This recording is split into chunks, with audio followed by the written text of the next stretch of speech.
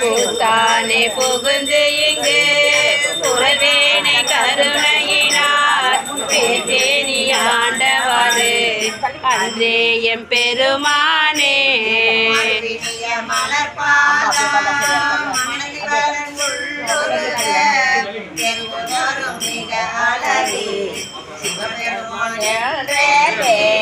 பருகிய நீ தரம் கருணை தடம் கடலில் அறிவமாறு அருமெனக்கு என் மருதே இடம் கொண்ட அம்மானே.